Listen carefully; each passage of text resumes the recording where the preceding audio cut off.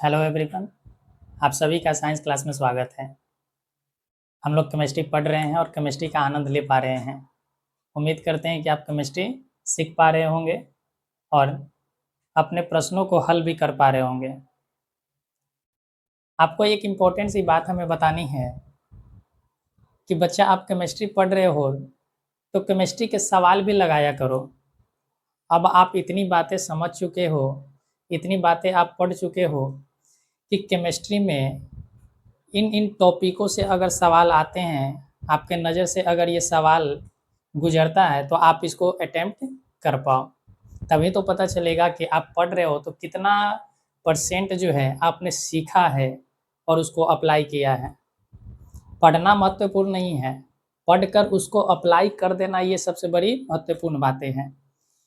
तो बच्चा इसको क्या करो, पढ़ रहे हो, सीरीज को अटेंड करते रहो और साथ ही आप प्रीवियस ईयर के सवालों को भी लगाया कीजिए। प्रीवियस ईयर के सवाल आप नहीं लगाइएगा तो आपको आइडिया भी नहीं मिलेगा कि हम क्या पढ़ रहे हैं और क्या हमें पढ़ना चाहिए, हमें किन किन टॉपिक पर और भी ध्यान देने वाली बात है। ये सारे बातें आपको पता चलेंगे जब आप प्रीवियस ईयर का प्रश्न लगाया करोगे।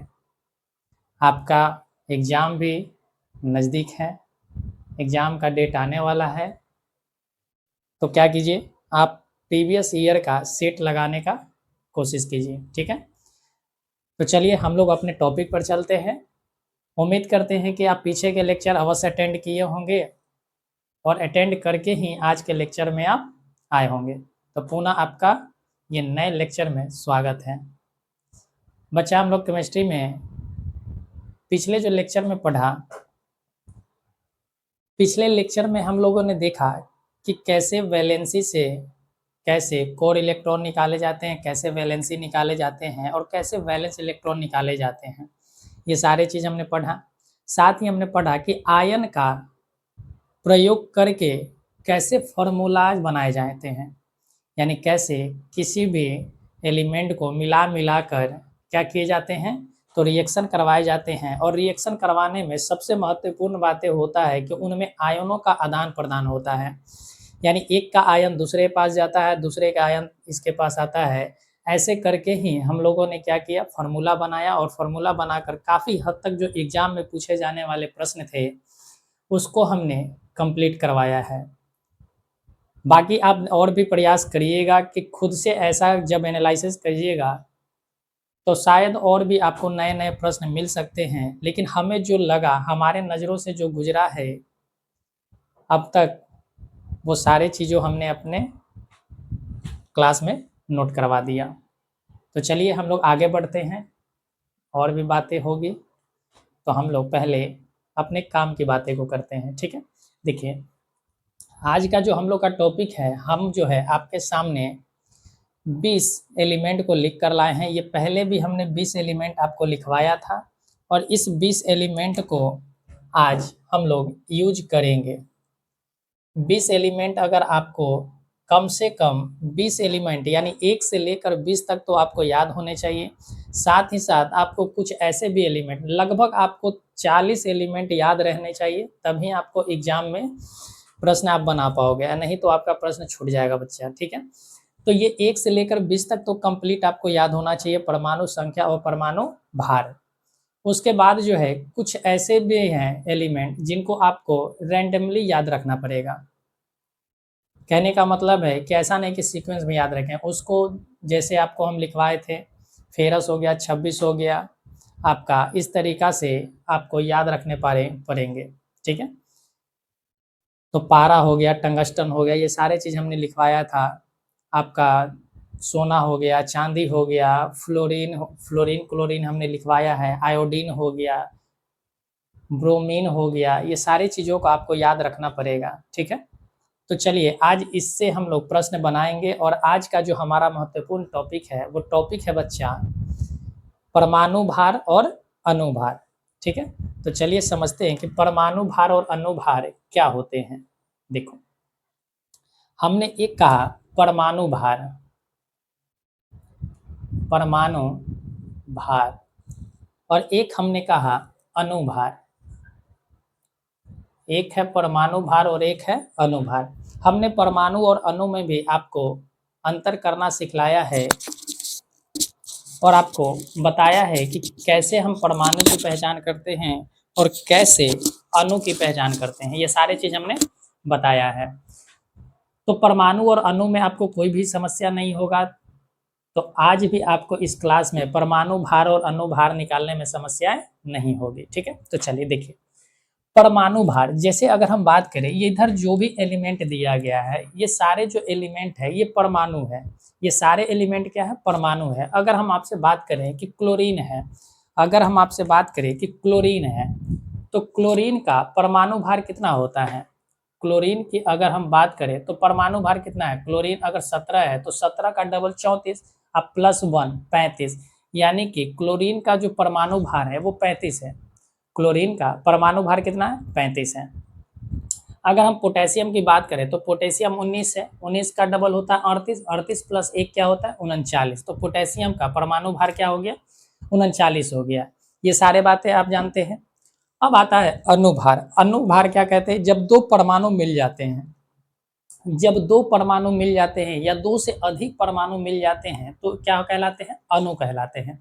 अगर हम बात करें कि जैसे क्लोरीन, क्लोरीन जो है गैस है और ये अपने साथ दो क्लोरीन के लेके आएगा, यानी दो परमाणु मिलकर ये एक अणु बनाया। ठीक है, क्लोरीन के दो परमाणु मिलकर एक अणु का निर्माण कराया। ठीक है, तो अगर हम बात करें कि यहाँ परमाणु जो है कितने मिले हैं, तो आप कहोगे कि एक क्लोरीन परमाणु और दूसरा भी क्लोरीन का परमाणु मिला है और दोनों मिलकर एक अणु का निर्माण कर लिया।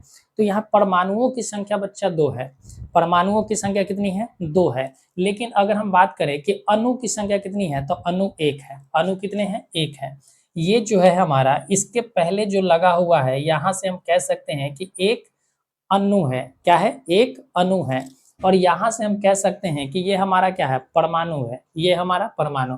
तो एक परमाणु क्लोरीन का ये रहा और एक परमाणु क्लोरीन का ये रहा, और ये दोनों जो है परमाणु मिलकर हमारा क्या हुआ? तो आप कहोगे ये दोनों परमाणु मिलकर हमारा एक अणु का निर्माण किया। किसका निर्माण किया? एक अणु का निर्माण किया। बात क्लियर है? इसी तरीका से अगर हम बात करें ऑक्सीजन की भी, तो ऑक्सीजन का भी क्या है? ऑक्सीजन जो है आपको पता है कि अकेले नहीं आ सकता, अकेले नहीं आ सकता। तो इस तरीका से हम कह सकते हैं कि ऑक्सीजन भी अगर दो परमाणु मिल जाए, दो परमाणु अगर ऑक्सीजन का मिल जाए तो एक क्या बन जाएगा? अणु बन जाएगा। यानी ऑक्सीजन का अगर हमें दो मिला दें, यानी एक ऑक्सीजन ये रहा और एक ऑक्सीजन ये रहा, जब ये दोनों ऑक्सीजन को मिला देंगे तो परमाणुओं की संख्या 2 हो गई। परमाणुओं की संख्या 2 हो गई, लेकिन अणुओं की संख्या कितनी है? 1। तो यहाँ हम कह सकते हैं कि अणुओं की जो संख्या है वो 1 है और परमाणुओं की जो संख्या है बच्चा वो 2 है। परमाणुओं की संख्या कितनी है? 2 है। ये बात आपको क्लियर हुए? चल आगे बढ़ते हैं। तो हमें निकालना है अणुभार और परमाणु भार। ठीक है, तो देखो यहां से समझो, क्लोरीन, क्लोरीन का परमाणु भार कितना होता है? 35। क्लोरीन का परमाणु भार कितना होता है? 35। ये भी 35 और ये भी 35, तो 35 प्लस 35 कितना हो गया? 70। 35 प्लस 35 कितना हो गया? 70 हो गया। ठीक है, इसका मतलब है कि एक क्लोरीन का जो अणु है वो 70 ग्राम का है। कितने ग्राम का है? 70 ग्राम का एक क्लोरीन का अणु है।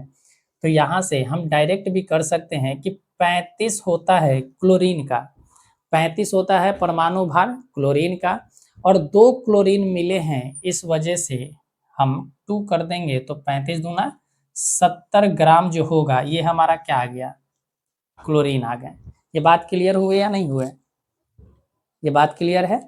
ठीक है, अब इसी तरीका से अगर हम बात करें ऑक्सीजन का, तो ऑक्सीजन का एक परमाणु का भार कितना होता है? तो ऑक्सीजन देखिए आपको 8 नंबर पर दिखेगा। ठीक है, तो इसके भार होते हैं 16 ग्राम। इसके भार कितने होते हैं? 16 ग्राम। तो 16 ग्राम कितना ऑक्सीजन है? ऑक्सीजन के कितने परमाणु हैं? 2 परमाणु मिलकर एक अणु का निर्माण किया है। तो 16 का डबल कितना हो गया बच्चा? 32।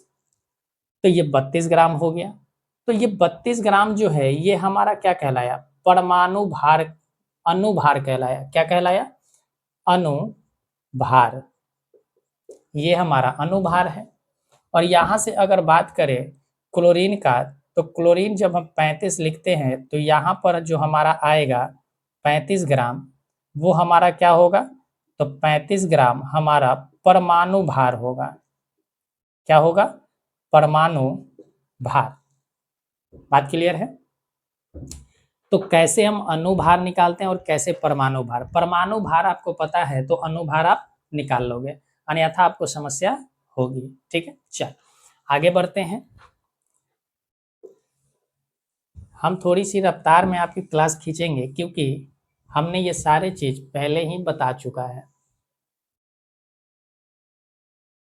अब अगर हम बात करें, ठीक है, कि जैसे देखो हमने कल के ही फॉर्मूला लेते हैं, कल के जितने सारे फॉर्मूला बने थे उससे रिलेटेड हम प्रश्न यहाँ बनाने का कोशिश करेंगे। देखो NaOH, NaOH हम लोग पढ़े थे सोडियम हाइड्रा ऑक्साइड। क्या पढ़े थे, सोडियम हाइड्रा ऑक्साइड पढ़े थे। ठीक है, सोडियम हाइड्रा ऑक्साइड में देखो एक परमाणु है सोडियम का, एक परमाणु है सोडियम का, और एक जो है यहाँ पर देखो कि एक ऑक्सीजन का परमाणु है और एक बच्चा हाइड्रोजन का परमाणु है। यानी अगर हम बात करें तो यहाँ 3 परमाणु मिलकर एक अणु का निर्माण किया है। यानी यहाँ पर NaOH की जो संख्या है कितनी है, 1 है। तो अणु की अगर बात करें तो अणुओं की संख्या कितनी है, 1। अणुओं की संख्या कितनी है, 1। लेकिन अगर हम बात करें कि परमाणुओं की संख्या कितनी है, तो परमाणु की संख्या कितनी है, 3। कौन कौन से, सोडियम है, ऑक्सीजन है और हाइड्रोजन है।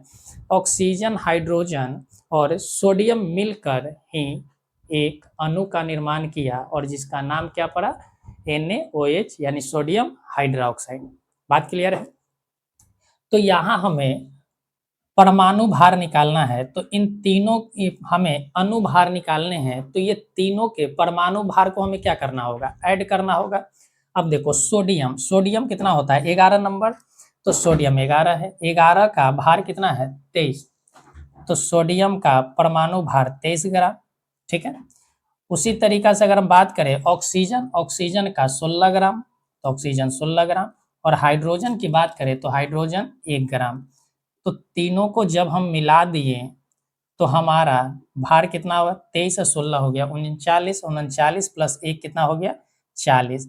यानी कि NaOH का अगर हम बात करें अणुभार की तो वो कितना ग्राम होता है, 40 ग्राम होता है। बात क्लियर है, स्पष्ट है, आपको समझ में आ रहा है, बातें निकाल पा रहे हैं अणुभार। चलिए एक और प्रश्न लेते हैं। ठीक है, हमने लिया सिल्वर आयोडाइड। क्या लिया, सिल्वर आयोडाइड। ठीक है, लेकिन अब आप कहोगे कि सर सिल्वर का तो हमें पता नहीं, सिल्वर का हमें पता नहीं, तो हम कुछ ऐसा ले लेते हैं जो आपको पता है। हम ले लेते हैं इसी तरीका से calcium hydra oxide, calcium hydra oxide. देखो यहाँ अगर हम बात करें तो यहाँ पर कैल्शियम है, परमाणु कौन कौन सा है, एक कैल्शियम परमाणु है, एक ऑक्सीजन परमाणु है और एक हाइड्रोजन का परमाणु मिलकर कैल्शियम हाइड्रा ऑक्साइड बनाया है। तो ये 3 परमाणु मिलकर एक अणु का निर्माण किया है। हमें निकालना है अणुभार, तो कैल्शियम, कैल्शियम का यहाँ देखो कितना ग्राम है, 40 ग्राम, तो कैल्शियम हो गया 40 ग्राम। ऑक्सीजन होता है 16 ग्राम, ऑक्सीजन होता है 16 ग्राम, हाइड्रोजन होता है 1 ग्राम। तो बच्चा यहाँ से देखो कि कैल्शियम हाइड्रा ऑक्साइड का भार जो हुआ अणुभार वो कितना हो गया, 40 और 17 कितना हो गया, 57 ग्राम। यानी अगर आपसे पूछ दिया जाए कि कैल्शियम हाइड्रा ऑक्साइड के अणुभार कितना होता है तो वो कितना होते हैं, 57 ग्राम होते हैं। ठीक है, चल इसी तरीका से और भी लेते हैं हम लोग बहुत सारे प्रश्नों का क्या करेंगे, सॉल्व करेंगे। ठीक है, चल अब आप अणु निकाल सकते हैं, परमाणु निकाल सकते हैं, ये सारे चीज अब आप निकाल सकते हैं। ठीक है, अगर हम बात करें H2O, ठीक है, तो देखो अगर हम हाइड्रोजन को, हाइड्रोजन अकेले आएगा नहीं, ठीक है, और ऑक्सीजन को अगर मिलाएं तो कितना हो जाएगा H2O। पानी क्या होता है H2O। लेकिन यहाँ पर ध्यान देने वाली बात है, हाइड्रोजन 2 गो है, ऑक्सीजन 1 गो है, लेकिन समस्या ये है कि ऑक्सीजन अकेले नहीं आ सकता है, ऑक्सीजन अकेले नहीं आ सकता है। इस वजह से हमें क्या करना होगा, O2 करना होगा, O2। तो यहाँ से देखो क्या हो जाएगा 2H2O, और यहाँ पर हम यहाँ क्या लगा देते हैं, 2 लगा देते हैं, ठीक है। तो यहाँ देखो हाइड्रोजन 4 हो गया, ठीक है, और ऑक्सीजन कितने हो गए, 1 हो गए, 2 हो गए, ठीक है। तो यहाँ से हमारे बने 2H2O। तो अगर हम बात करें 2H2O का हमें निकालना है अनुभार, ठीक है। तो यहाँ देखो अणुओं की अगर संख्या हम पूछें कि पानी में यहाँ जो है 2H2O में अणुओं की संख्या कितनी है, तो बच्चा देखो अणु हमारा क्या बना, हाइड्रोजन और ऑक्सीजन मिलकर बना है, हाइड्रोजन और ऑक्सीजन मिला है, और हाइड्रोजन और ऑक्सीजन मिलकर यहाँ पर देखो 2 अणु का निर्माण किया है। कितने अणु का निर्माण किया है, 2 अणुओं का निर्माण किया है। इस वजह से यहाँ अणुओं की संख्या कितनी हो गई, 2 हो गई। ये सारे चीज आपको पता होना चाहिए, क्योंकि ये मोल कंसेप्ट में सारे चीज आपका क्या होगा, यूज होगा, ठीक है। देखो अब यहाँ से अगर हम पूछें कि हमें बता दो, देखो तो हाइड्रोजन हो गया कितना, हाइड्रोजन के कितने परमाणु हैं, 2 परमाणु है। तो एक परमाणु का 1 ग्राम, एक परमाणु का यानी हाइड्रोजन जो है एक परमाणु का 1 ग्राम, तो 2 परमाणु का 2 ग्राम, यानी कि 2 ग्राम। ऑक्सीजन एक है तो एक परमाणु, और ऑक्सीजन के एक परमाणु का कितना होता है भार, 16 ग्राम। तो 16 प्लस 2 कितना हो गया, 18। लेकिन देखो ये 18 जो है ये 2 से मल्टीप्लाई भी है, 2 से क्या है, एक अगर अणु लेते हैं जल का तो 18 ग्राम आता है। 1 ग्राम जल जो है, एक अणु जो है जल का वो 18 ग्राम देता है। हमें ने 2 अणु जल का लिया है, 2 अणु क्या लिया है, जल का लिया है। इस वजह से हमें क्या करना पड़ेगा, 2 से मल्टीप्लाई करना होगा, तो कितना हो गया 36 ग्राम, ठीक है। कितना हो गया 36 ग्राम। ये बात क्लियर है या नहीं है, कोई समस्या इसमें नहीं है, आगे बढ़े। चल अगर ऐसे ही अगर हम और भी बात करें,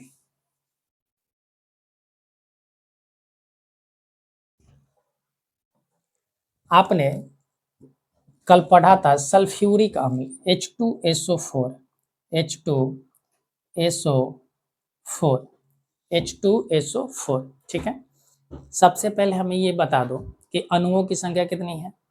तो आप कहोगे H2SO4 जो है सल्फ्यूरिक अम्ल है, और इसके पहले क्या लगा है, कुछ नहीं, यानी 1 है, तो अणुओं की संख्या 1 हो गया।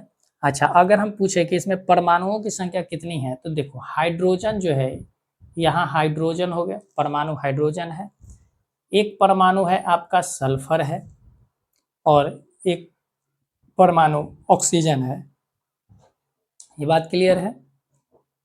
अब देखो हाइड्रोजन के 2 परमाणु मिले हैं, सल्फर के 1 परमाणु मिला है, और ऑक्सीजन के 4 परमाणु मिलकर सल्फ्यूरिक अम्ल का निर्माण किया है।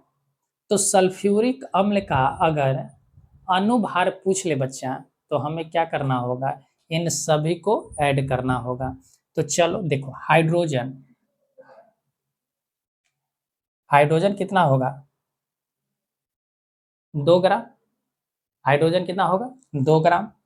सल्फर की अगर हम बात करें तो सल्फर देखो, सल्फर आपका 16, और 16 का डबल क्या है 32, यानी 32 ग्राम सल्फर हो गया।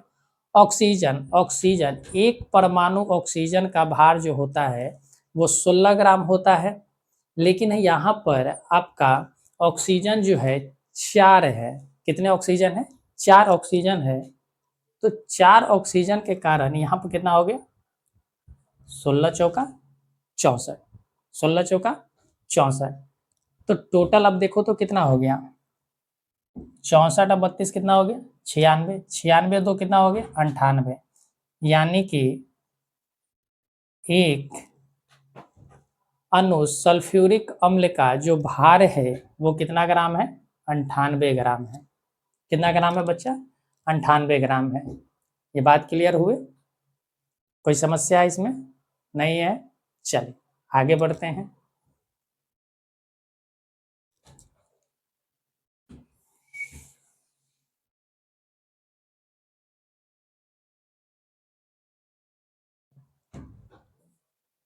हमें लगता है आप सीख पा रहे होंगे। ठीक है, चल एक ले लेते हैं आपका potassium nitrate KNO3, potassium nitrate.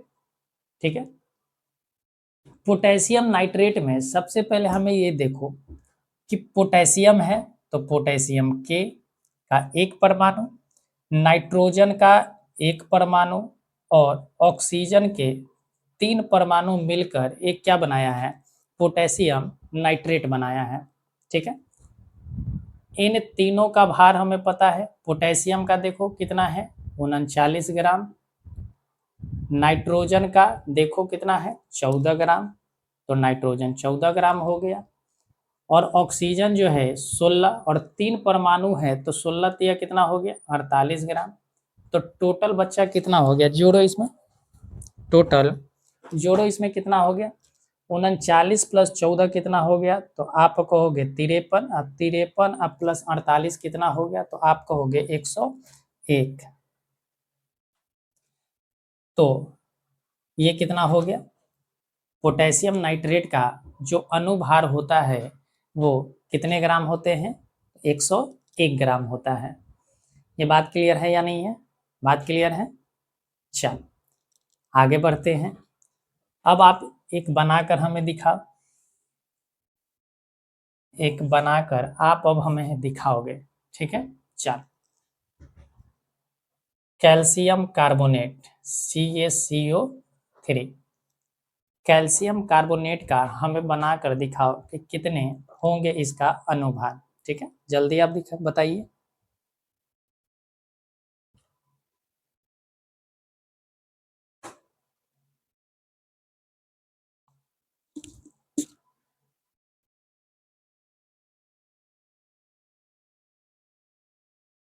चल बन गए होंगे। आप देखिए यहाँ क्या क्या मिला है, तो कैल्शियम मिला है, और क्या मिला है, कार्बन, और क्या मिला है, ऑक्सीजन के 3 परमाणु। कैल्शियम कितना होता है, तो आप कैल्शियम कहोगे 40 ग्राम। कैल्शियम का कितना है, 40 ग्राम है। कार्बन की अगर बात करें तो कार्बन 6 नंबर पर, और इसका क्या होता है, 12 ग्राम। इसका भार कितना होता है, 12 ग्राम। ऑक्सीजन 16 ग्राम, तो 16 का 3 गुना 48 हो गया। तो बच्चा कितना हो गया, 48 12 हो गया 60, 60 है 40 कितना हो गया, 100 ग्राम। इसका मतलब है कि कैल्शियम कार्बोनेट का जो अणुभार होता है वो कितने ग्राम होते हैं, तो आप कहोगे कि इसका भार जो होता है 100 ग्राम होता है।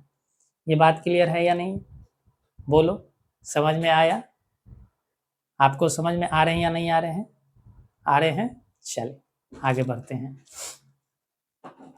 चल एक और चीज हमें बता दो,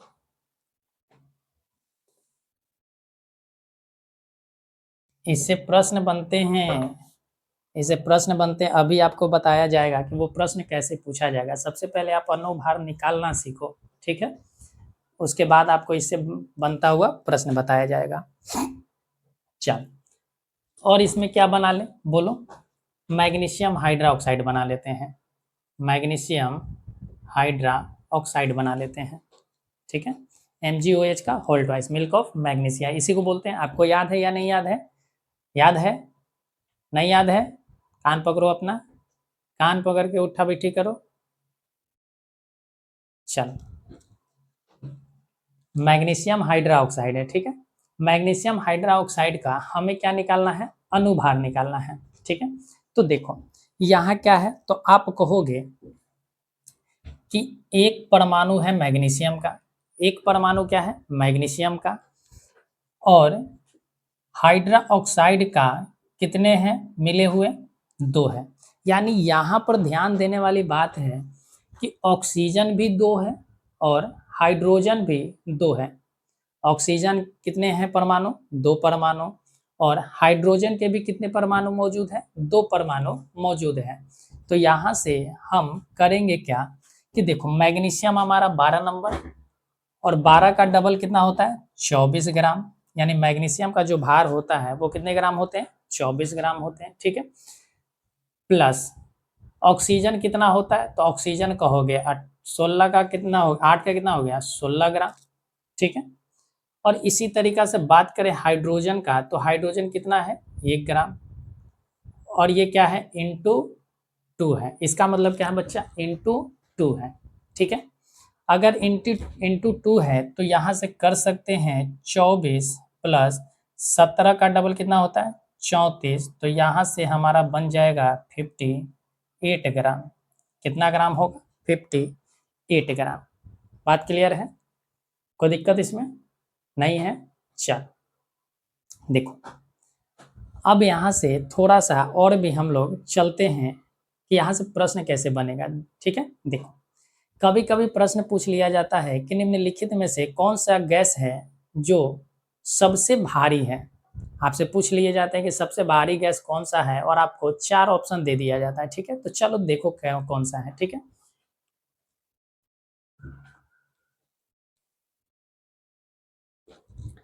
अगर हम आपसे कहें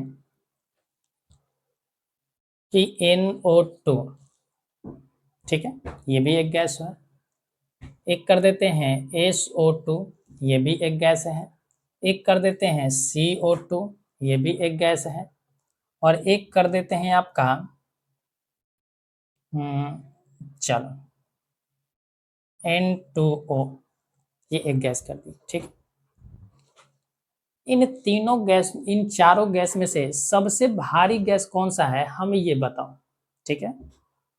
इन चारों में से सबसे भारी गैस कौन सा है, ये आपको बताने हैं। आप जल्दी से प्रयास कीजिए।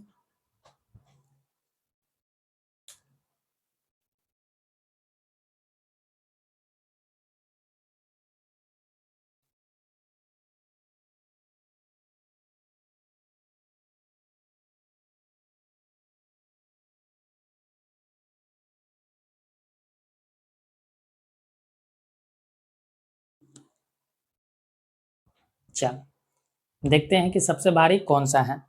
तो हमको इसे जानने से पहले सबसे पहले क्या करना होगा, हमें कौन सा भारी गैस है इसको पता करने से पहले हमें सबका भार निकालना पड़ेगा। क्या करना पड़ेगा, भार निकालना पड़ेगा कि इसका अनुभार कितना है। तो देखो, NO2 का अगर अनुभार निकाले तो नाइट्रोजन है और प्लस क्या है ऑक्सीजन के 2 परमाणु हैं। तो यहाँ से नाइट्रोजन की अगर बात करें तो नाइट्रोजन कितना है, नाइट्रोजन की अगर बात करें, ये बच्चा नियोन है, नाइट्रोजन नहीं है, ठीक है, नियोन है। नाइट्रोजन कितना होता है 14, नाइट्रोजन 14 ग्राम। ऑक्सीजन का 16 का डबल 32 ग्राम, यानी कि 32 प्लस 14 कितना हो गया, तो आप कहोगे 46 ग्राम। यानी NO2 का जो भार है वो कितना ग्राम हमारा आया, 46 ग्राम आया, ठीक है। अब इसी तरीका से अगर हम बात करें SO2 का, तो सल्फर, सल्फर का देखो ये सल्फर है और प्लस क्या है ऑक्सीजन है। तो यहाँ से देखो सल्फर कितना होता है, तो सल्फर का 32 ग्राम होता है। और अगर हम बात करें ऑक्सीजन का, तो ऑक्सीजन 16 और 2 परमाणु है, तो 16 का डबल 32, यानी 64 ग्राम हो गया। कितना ग्राम हुआ, 64 ग्राम हो गया, ठीक है। अब इसी तरीका से अगर हम बात करें कार्बन डाइऑक्साइड का, तो कार्बन है और प्लस ऑक्सीजन का 2 परमाणु। कार्बन कितना ग्राम, तो कार्बन का 12 ग्राम है।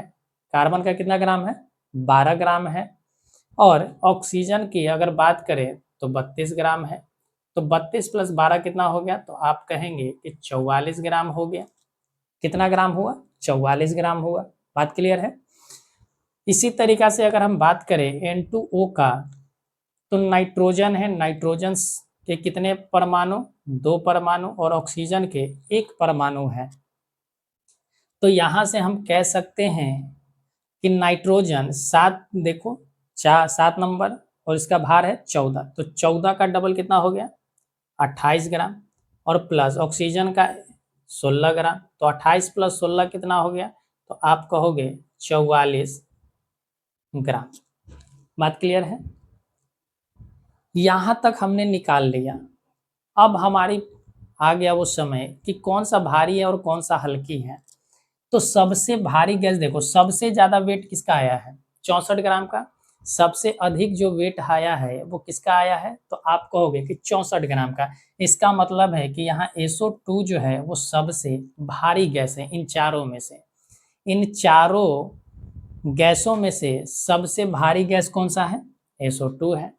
अगर हम पूछे कि सबसे हल्की गैसें कौन सी हैं, तो आप कहोगे इन दोनों, यहाँ इन चारों में सबसे हल्के गैसें CO2 और N2O दोनों है। इसका मतलब है कि दोनों का भार बराबर है, इसका भी 44 ग्राम आया है और इसका भी क्या आया है, 44 ग्राम आया है। ठीक है, तो ऐसे ही प्रश्न पूछ लिए जाते हैं और आपको पता नहीं होता है तो आप छोड़कर चले आते हैं। ठीक है, तो ये बात क्लियर है या नहीं है, ये बातें स्पष्ट है आपको, कोई समस्या है, आपको ऐसे निकलेंगे, निकाल लोगे। ठीक है, तो देखो ये भी प्रश्न पूछा जा सकता था कि N2O गैस के बराबर किस गैस का भार है। ठीक है, और वहां आपके ऑप्शन में दिए रहते तो आपको निकालना पड़ जाता, कोई समस्या इसमें नहीं है। चल आगे बढ़े। चल अब यहाँ से एक आपका डाउट क्लियर, देखो आपके मन में एक सवाल है, हमारे मन में है सवाल। ठीक है, कभी हमें भी ऐसा लगता था कि आग लग जाती है। ठीक है, आग कहीं अगर लग जाता है तो हम लोग कार्बन डाइऑक्साइड का यूज करते हैं। क्यों कार्बन डाइऑक्साइड का यूज करते हैं या नहीं करते हैं, करते हैं।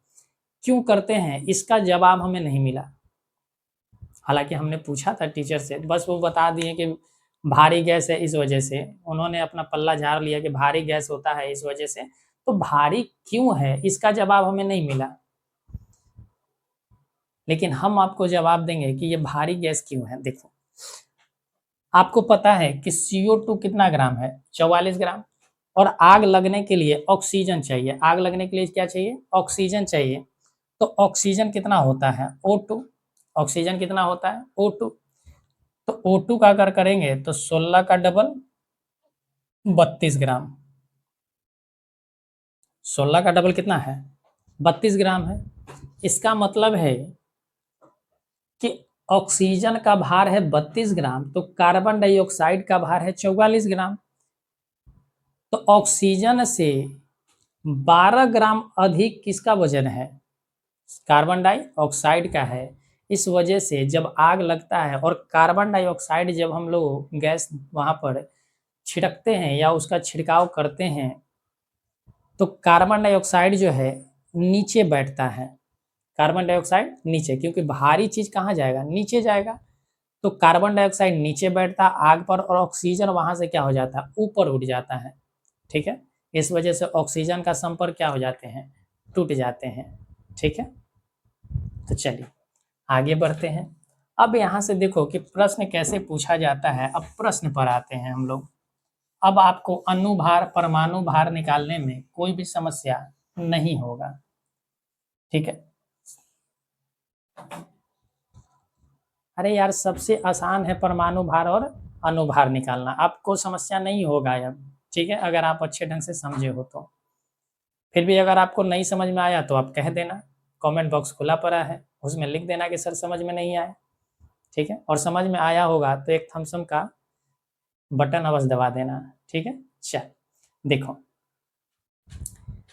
अगर हम अब बात करें कि यहाँ से प्रश्न कैसे बनता है। ठीक है, प्रश्न बनेगा कि देखो जैसे हम कार्बन के 20 ग्राम कार्बन को या ले लेते हैं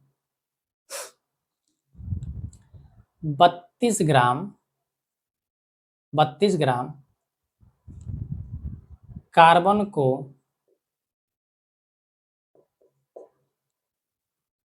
ऑक्सीजन से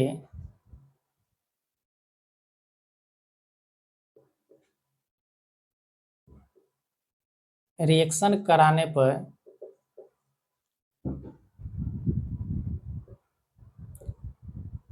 पर कितना ग्राम CO2 गैस मुक्त होगा।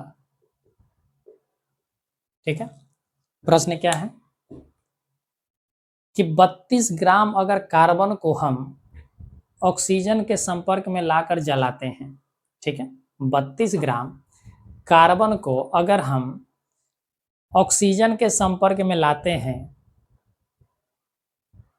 तो कितना ग्राम कार्बन डाइऑक्साइड गैस मुक्त होगा, ये प्रश्न आपसे पूछा गया है और ऐसे ही प्रश्न आपके एग्जाम में आने वाले हैं। ठीक है, तो चलिए हम लोग पहले समझते हैं इसको, उसके बाद आपको और भी एग्जाम्पल हम देंगे और आप खुद बनाना शुरू कर दोगे। ठीक है, देखो सबसे पहले आपको बनाना क्या है, आपको कार्बन डाइऑक्साइड बनाना है। हमें फोकस का क्या करना है कि हमें बनाना क्या है, कार्बन डाइऑक्साइड बनाना है। ठीक है, तो हम नहीं जाएंगे पहले कि कितना ग्राम कार्बन जलाया गया है और कितने ग्राम ऑक्सीजन। हमें एक सिंपल सी बात पता करो कि कार्बन कितना है और ऑक्सीजन कितना है। तो अगर हमें कार्बन डाइऑक्साइड बनाना है तो कार्बन हमें लेना होगा, यानी एक परमाणु कार्बन का लेंगे और दो परमाणु हम और ऑक्सीजन का लेंगे। एक परमाणु कार्बन का लेते हैं और दो परमाणु किसका लेते हैं, ऑक्सीजन का लेते हैं। तो जब इन दोनों को हम मिला देते हैं, जब इन दोनों को हम मिला देते हैं तो हमारा क्या बनता है, कार्बन डाइऑक्साइड गैस बनता है। कौन सी गैसें बनती है, कार्बन डाइऑक्साइड गैस बनता है। ठीक है,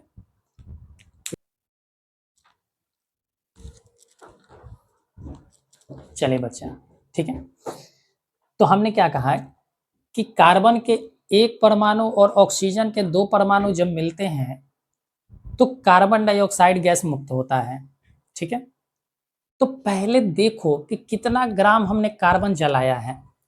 तो आप कहोगे कि सर हमने कार्बन को 12 ग्राम जलाया है। कितना ग्राम जलाया है, 12 ग्राम हमने कार्बन को जलाया है। ठीक है, तो 12 ग्राम कार्बन को जलाया, तो एक बात बताओ किसके संपर्क में लाया है, तो ऑक्सीजन के संपर्क में लाया। ऑक्सीजन से हमें मतलब नहीं है, हमें मतलब है कि कितना ग्राम CO2 मुक्त होगा जब कार्बन को ही हम जला रहे हैं। ठीक है, तो ऑक्सीजन को निकले, हालांकि हम बता दे रहे हैं ऑक्सीजन जो है, ऑक्सीजन कितना ग्राम होगा, 32 ग्राम होगा। तो कहोगे कि यहाँ से बच्चा 44 ग्राम जो है हमारा CO2 मुक्त हुआ है। यानी जब हम 12 ग्राम कार्बन को जला रहे हैं तो हमें 44 ग्राम कार्बन मुक्त होता हुआ दिखाई दे रहा है। तो इस तरीका से हमें जलाने हैं कितने ग्राम कार्बन, तो हमें जलाना है 32 ग्राम कार्बन को। कितने ग्राम कार्बन को, 32 ग्राम कार्बन को जलाना है। तो बच्चा देखो, जब हम 32 ग्राम कार्बन को जलाएंगे तो कितना ग्राम हमें CO2 मुक्त होगा, ये हमसे पूछा गया। देखो आप यहां से देखोगे 12 से करोगे जो कितना हो गया, 4 तिया 12 हो गया और 4 अट्ठे कितना होता है, 32 होता है। हम इधर देख लिए। ठीक है, तो यहां से कह सकते हो कि 1 ग्राम जो होगा, 1 ग्राम अगर हम जलाते हैं तो हमें कितना मिलेगा, तो आप कहोगे 44/3 ग्राम मिलेगा CO2। ठीक है, हमें जलाना अब कितना ग्राम है, 8 ग्राम, यानी काट दिए तो 8 बचा। तो 8 बचा तो कितना हो जाएगा, 44/3 गुना 8, और यही बच्चा हमारा क्या आ जाएगा, आंसर आ जाएगा। यही हमारा क्या आ जाएगा, आंसर आ जाएगा। ठीक है, ये बात क्लियर है या नहीं है, समस्या है आपको, कोई भी दिक्कत है। चल, तो ऐसे ही एक और प्रश्न हम ले लेते हैं। ठीक है, ताकि आपको और भी बातें ये स्पष्ट रूप से समझ में आ जाए। देखो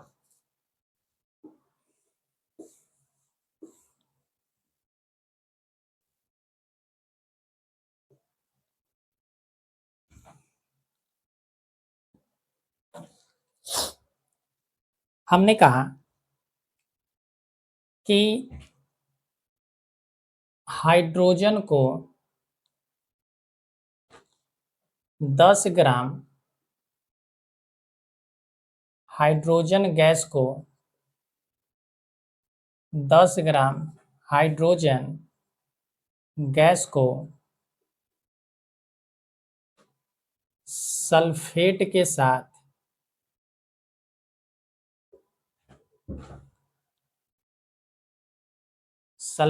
साथ मिलाने पर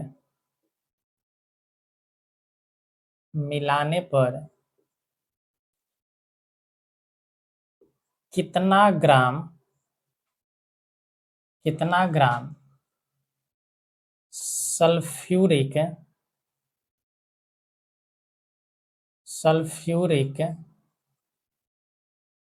अम्ल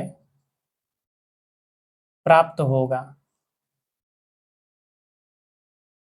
ठीक है, हमसे क्या पूछा गया है कि अगर हम 10 ग्राम हाइड्रोजन को 10 ग्राम अगर हाइड्रोजन को हम सल्फेट के साथ मिलाते हैं, किसके साथ मिलाते हैं, सल्फेट के साथ मिलाते हैं, तो हमें कितना ग्राम सल्फ्यूरिक अम्ल मिलेगा, ये हमसे प्रश्न पूछा गया है। ठीक है, तो देखो सबसे पहले हमने क्या कहा कि लास्ट में पढ़ो कि हमें चाहिए क्या, तो हमें चाहिए बच्चा सल्फ्यूरिक अम्ल। हमें क्या चाहिए, सल्फ्यूरिक अम्ल हमें चाहिए।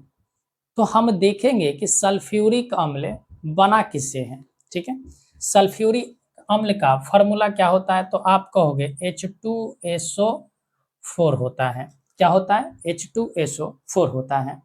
अच्छा, H2SO4 में हमें देखना होता है, देखो हमेशा हमने शुरुआत में ही बताया था कि द्रव्यमान संरक्षण का सिद्धांत, द्रव्यमान संरक्षण का सिद्धांत यानी जितना द्रव्यमान दाएं तरफ होता है उतना ही द्रव्यमान बाएं तरफ होगा। तो हाइड्रोजन के 2 परमाणु मिले और सल्फेट का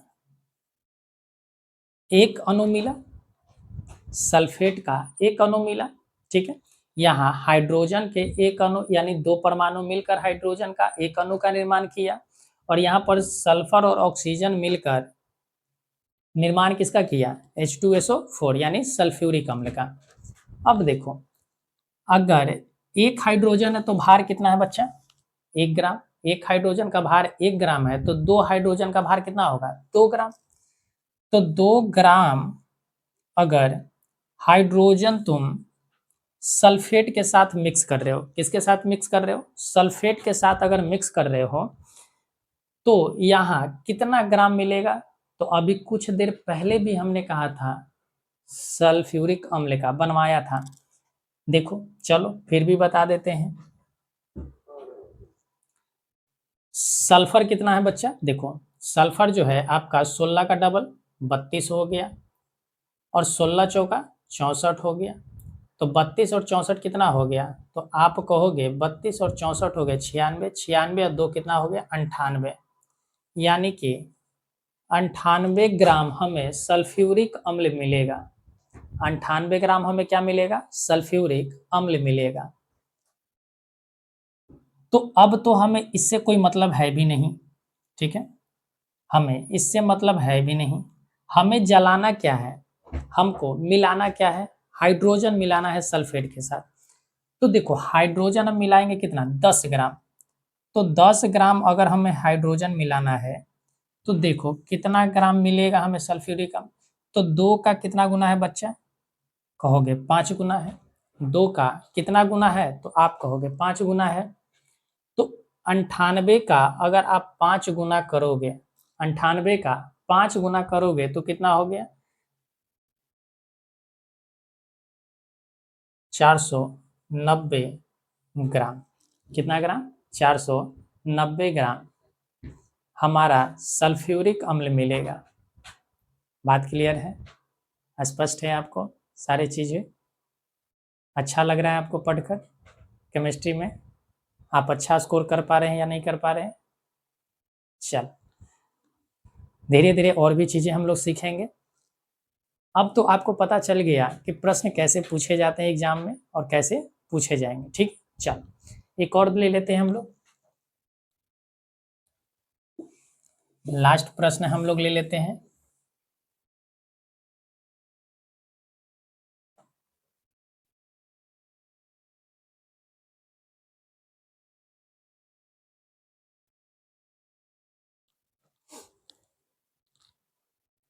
अगर हम बात करें कि 12 ग्राम मैग्नीशियम को 12 ग्राम मैग्नीशियम को हाइड्रा ऑक्साइड के साथ, इसको क्या बोलते हैं, हाइड्रा ऑक्साइड बोलते हैं, हाइड्रा ऑक्साइड के साथ मिलाने पर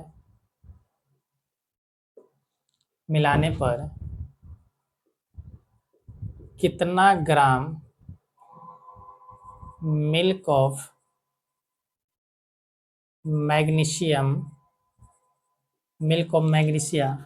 प्राप्त होगा, प्राप्त होगा।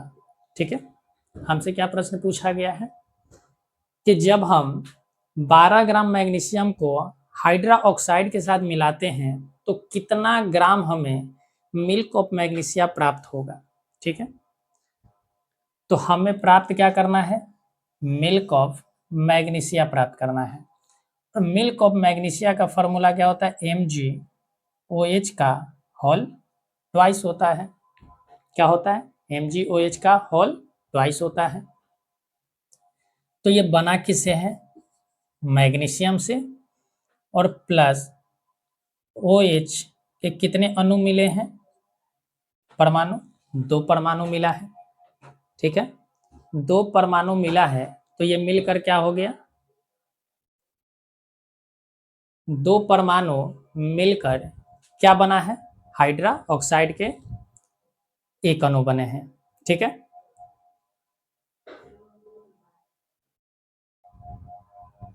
हाइड्रा ऑक्साइड के एक क्या बना है, तो हमारा अणु बना एक अणु। ठीक है, तो यहां देखो मैग्नीशियम हमारा कितना ग्राम है, तो आप कहोगे मैग्नीशियम जो है हमें 24 ग्राम, मैग्नीशियम कितना ग्राम है, 24 ग्राम मैग्नीशियम है, तो ये 24 ग्राम हो गया। ठीक है, 24 ग्राम जब जलाते हैं, 24 ग्राम जब मैग्नीशियम को हम मिलाते हैं, तो यहाँ देखो मिल्क और मैग्नीशियम में कितना मिलता है, तो यहाँ से मैग्नीशियम हो गया 24, मैग्नीशियम कितना हो गया 24 हो गया, plus hydra oxide, hydra oxide कितना होता है, हाइड्रोजन हो गया 2 ग्राम 1 ग्राम, और ऑक्सीजन हो गया 16, 16 1 17, अब 17 का डबल 34, तो कितना हो गया 58 ग्राम। यानी कि हम कह सकते हैं कि 58 ग्राम जो है हमें मिल्क ऑफ मैग्नीशिया मिलता है। मिल्क ऑफ मैग्नीशिया में कितना मिलता है, 58 ग्राम। कितना ग्राम जलाने पर, 24 ग्राम जब हम मैग्नीशियम जलाते हैं। हमें जलाना है कितना ग्राम, 12 ग्राम। यानी 12 ग्राम अगर हमें जलाने हैं मैग्नीशियम को, तो हमें क्या करना होगा, 12 ग्राम से हमें प्राप्त करना होगा। तो 12 ग्राम अगर जलाएंगे तो बच्चा देखो 24 का ये 12 कितना गुना है, तो कहोगे आधा है। 24 का क्या है, आधा है, तो तुम 58 का क्या कर दो, आधा कर दोगे, तो ये 58 का आधा कितना होगा, 29 ग्राम। यानी कि 29 ग्राम हमारा क्या मिलेगा, मिल्क ऑफ मैग्नीशिया मिलेगा। ठीक है, कोई दिक्कत इसमें नहीं है। तो आई होप कि आपको ये सारे बातें समझ में आए होंगे। ठीक है, तो चलिए आज हम लोग यहीं पर वीडियो को, लेक्चर को स्टॉप करते हैं। फिर मिलेंगे कल लेक्चर में, तब तक के लिए आप अपना ख्याल रखें और तैयारी करते रहें। बोल बना चढ़।